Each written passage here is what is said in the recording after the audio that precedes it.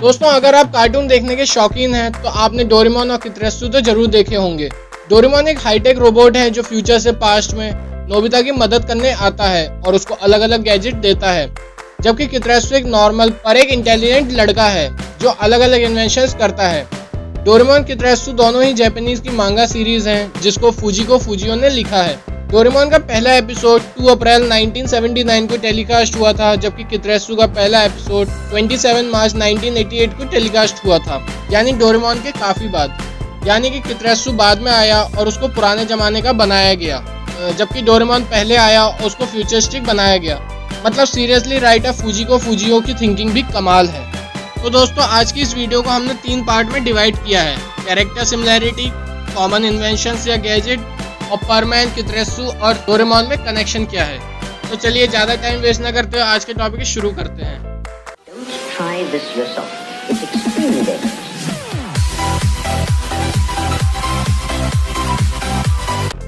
Doraemon और कितरेत्सु मांगा series हैं और एक ही राइटर द्वारा लिखी गई हैं, इसलिए दोनों कार्टून में बहुत ही ज्यादा सिमिलैरिटीज हैं।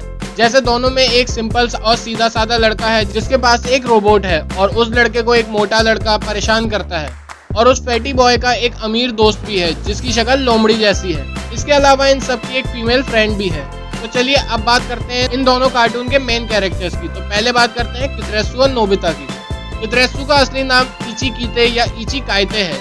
इस शो में कितरेत्सु 11 साल का लड़का है जो 5th ग्रेड में पढ़ता है और टोक्यो में रहता है। इसके पूर्वज थे कितरेत्सु साइसामा, जो पुराने जमाने के मशहूर साइंटिस्ट थे, और उन्होंने ही कितरेत्सु दाइयाका लिखी है जिसको देखकर कितरेत्सु इन्वेंशंस करता है।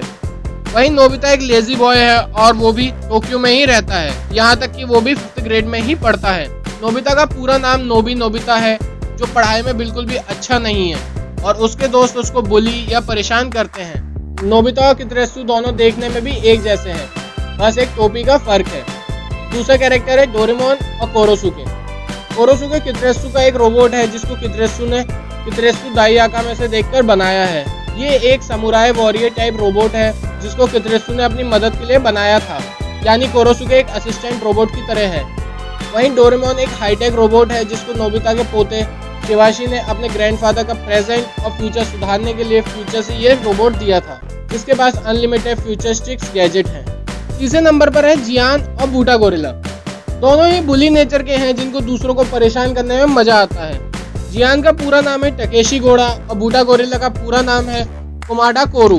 दोनों की ही शॉप है, जहां जियान की जनरल स्टोर है, वहीं बूटा गोरिल्ला की वेजिटेबल की शॉप है। जियान नोबिता को परेशान करता है जबकि बूटा गोरिल्ला कोरोसुके को परेशान करता है।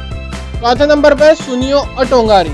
ये दोनों बहुत ही अमीर हैं और दोनों ही चालाक हैं। टोंगारी का पूरा नाम है कोजी टोंगारी और सुनियो का पूरा नाम है सुनियो होनेकावा। दोनों ही लोमड़ी की शक्ल के हैं। जहां जियान सुनियो के साथ नोबिता को परेशान करता है, वहीं बूटा गोरिल्ला और टोंगारी मिलकर कोरोसुके को परेशान करते हैं। 5वें नंबर पर है शिजुका और मियोको।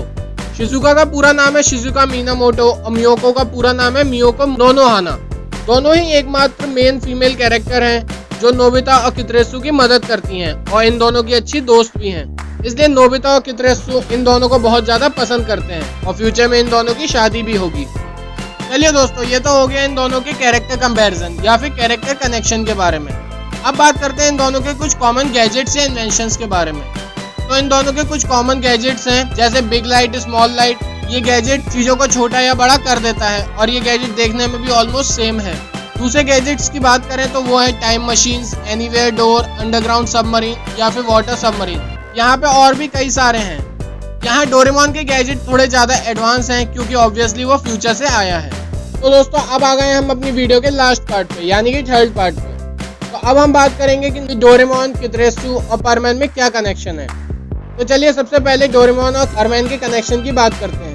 डोरेमोन के एक एपिसोड में नोबिता और बड़ी सुमिरो को दिखाया गया है, जिसमें सुमिरो नोबिता को मित्सुओ की फोटो दिखाती है और कहती है कि वे अभी भी मित्सुओ यानी कि परमैन का इंतजार कर रही है, क्योंकि परमैन के एक एपिसोड में मित्सुओ बर्ड स्टार पे चला गया था और तब से अब तक परमैन धरती पर वापस नहीं आया है और सुमिरो आज भी उसका इंतजार कर रही होती है।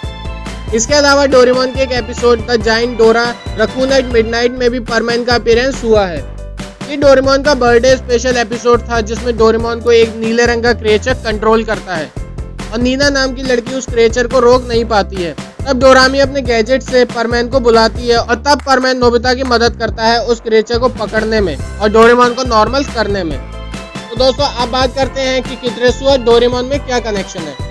कितरेसु के स्पेनिश वर्जन का नाम है कितरेसु एल प्रीमो मास लिस्टो दे नोबिता, जिसका हिंदी में मतलब होता है नोबिता का इंटेलिजेंट कजन या नोबिता का स्मार्टेस्ट कजन। लेकिन जापानीज में इसका कोई भी प्रूफ नहीं है कि नोबिता और कितरेसु दोनों कजन हैं। हाँ, लेकिन दोनों में सिमिलैरिटी बहुत है। तो दोस्तों इसी के साथ इस वीडियो का भी एंड होता है। अब आप मुझे कमेंट करके बताएं कि आपको वीडियो कैसी लगी, और अगर आपके दिमाग में कोई क्वेश्चन है तो आप वो भी कमेंट कर सकते हैं।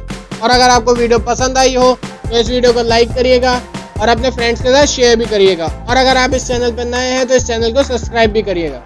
अब मैं आपको मिलूंगा नेक्स्ट वीडियो में, तब तक के लिए be iconic about facts. Thanks for watching. जय हिंद।